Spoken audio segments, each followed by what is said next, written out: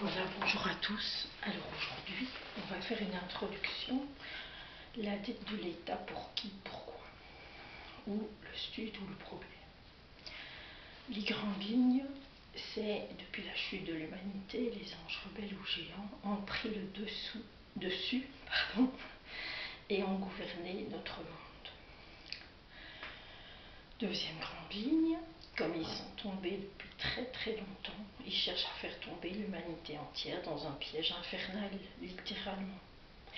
Troisième chose que Jésus-Christ annonçait, prophétisé depuis la chute d'Adam et Ève dans le jardin d'Éden, est venu rendre droit et juste le chemin de l'humanité qui courait vers sa perte à cause de la malice des hommes et des femmes au pouvoir et de la chute originelle. Quatrième grande ligne, ceux que Jésus-Christ appelle les bien portants. Donc je ne suis pas venue pour les malades, mais pour les bien portants et pour les malades.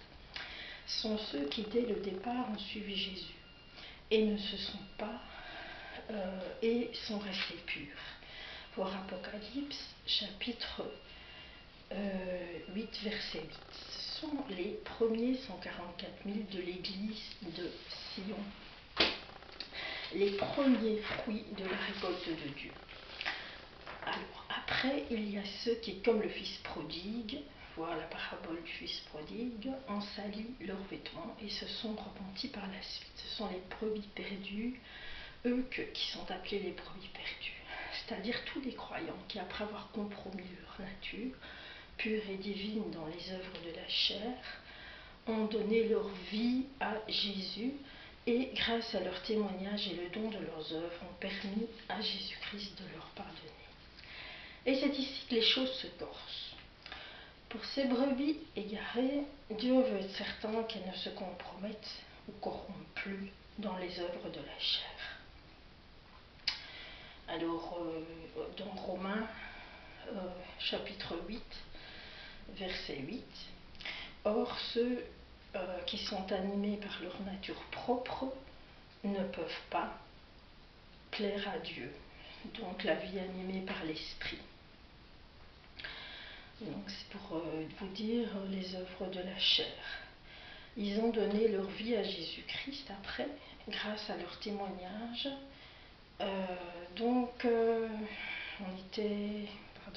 Les choses se corsent. Il a permis que ces personnes soient témoins de leur foi dans le temps, dès la fin, donc les tribulations.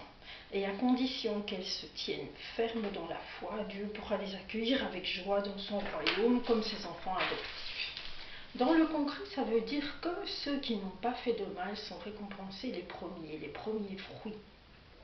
Et ceux qui se sont compromis dans le mal et les mauvaises œuvres de ceux qui mentent depuis le départ, ceux-là reçoivent une deuxième chance de prouver leur fidélité à la parole de Jésus-Christ. Ils désirent réellement, s'ils désirent laver leur robe dans le sang de l'agneau, pour lui appartenir, donc appartenir à sa famille adoptive. Révélation chapitre 7 verset 14. Qui va payer? Sinon, qui va payer? C'est qu'il y a une dette. Une dette, c'est quand un dommage a été commis ou quand il y a quelque chose à payer. C'est pourquoi Dieu doit faire justice. Dans ce cas, c'est le dommage à l'humanité par le péché d'Ève. Et tous ceux qui n'ont pas obéi, donc les enfants prodigues. Il faut déterminer qui est la victime et qui est le bourreau maintenant. Jésus-Christ a payé la dette de tous nos péchés sur la croix du Golgotha, y compris le péché de nos parents. À condition qu'on y croit, qu'on croit en lui, on a la vie éternelle. Mais l'État, lui, veut nous coller une dette que personne ne veut payer. Alors, par quel moyen? Par le moyen de la puce RFID, ils veulent nous imposer de payer cette dette. Mais au fait, à qui doit-on une dette et pourquoi? Tout simplement parce que la gratuité du don de Dieu a été compromise par le péché. Nous y voilà. La dette du péché. Doit-on être jugé par le gouvernement d'ici-bas ou par Dieu? Posons-nous les bonnes questions. Que disent les gouvernements? Qu'il y a une dette énorme à payer et qu'ils vont tout résoudre par la puce RFID. Comme dit Trump, that we need desperately. Mais que dit Dieu?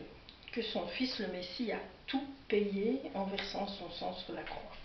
Et qu'à condition de croire en lui et d'invoquer son nom, on sera sauvé. Il y a deux catégories de gens, ceux qui croient et ceux qui ne croient pas dans la promesse de notre Sauveur et Seigneur Jésus-Christ. Et dans ceux qui croient en sa promesse, il y a ceux qui seront trop peu attachés à leur foi et dont le courage manquera, ou ceux qui seront déçus par le mensonge. Alors l'ennemi profitera de nos failles pour nous proposer sa solution miraculeuse, la puce RFID. Si tu te montres fort grâce à la parole de Dieu, les évangiles, dans la prière et dans ta relation personnelle avec Dieu, tu pourras triompher de toutes les tentations qui se présentent à toi dans les troubles à venir, et tu auras lavé ta robe dans ton sang de l'agneau. Mais si tu ne te sens pas ferme dans la foi en Jésus-Christ, ne tiens pas ferme, tu risques tôt ou tard de te faire manger par le système. Pourquoi ? Parce que Jésus est venu pour te rattraper dans ta chute. Ou dans ta bêtise, ou dans la manipulation qu'on t'a faite, et tu as laissé passer l'opportunité de lui rendre gloire et honneur pour t'avoir racheté d'entre les morts. Et tu as refusé le Christ dans ses conditions de le servir, en le reconnaissant comme sauveur. Conséquence, tu devras payer avec l'État toute la dette qu'il voudra te faire payer dans ses conditions à lui. La seule chose que Jésus te demande, lui qui t'a racheté, c'est de pardonner du fond du cœur à ton frère, à ta soeur, à ta mère, à ton père, pour toi aussi être pardonné et de l'accepter comme chef et roi pour la vie. Il est le chemin, la vérité, la vie. Nul ne vient au Père, nul n'obtient la vie, c'est-à-dire que par lui. Le Père, c'est lui qui est la source de toute joie, toute liberté. Donc, on termine l'introduction. Une dette, mais à qui la doit-on ? On a beaucoup parlé de la dette. Comment se crée la dette ? On n'a pas d'argent et on demande de l'argent à prêter. Mais l'argent, c'est le système étatique qui l'a installé. Mais maintenant qu'on est arrivé à la fin et que tout s'écroule, pourquoi doit-on encore de l'argent à qui que ce soit ? Pourquoi Dieu ne reprend-il pas sa création une fois pour toutes et bye bye les dettes et les problèmes ? C'est le jubilé, chacun a le droit de récupérer sa priorité, parce que si on fait du mal à une personne, il faut la dédommager. Mais Dieu n'a-t-il pas dit qu'il rachetait toutes nos fautes ? Et c'est là que ça se corse. Il rachète toutes nos fautes. Mais certaines personnes veulent qu'on soit jugé, condamné, sans se soucier que c'est Dieu qui a dit qu'il s'en occupait.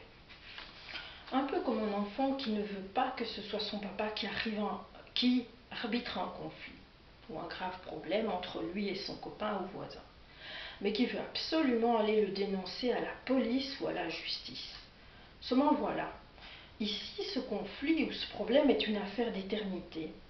Alors Dieu, créateur de toutes choses et de tout être, ne veut pas perdre ses enfants, ni ses enfants adoptifs, pour un conflit qui s'éternise et pour lequel le pardon est refusé. Parce qu'ici, il s'agit d'une dette éternelle que la personne cherche à faire payer à celui ou à celle qui a fauté en se mettant à appeler l'État corrompu et complètement pervers pour la résolution de son conflit. Le hic là-dedans, c'est que la puce RFID, une fois qu'elle est implantée dans une personne pour payer, cette personne ne sait plus la retirer de son corps. Ce corps étranger est là et point barre. Alors, dans la deuxième vidéo, on va venir au concret et, comme dirait quelqu'un, balancer du lourd. À la prochaine vidéo. Au revoir.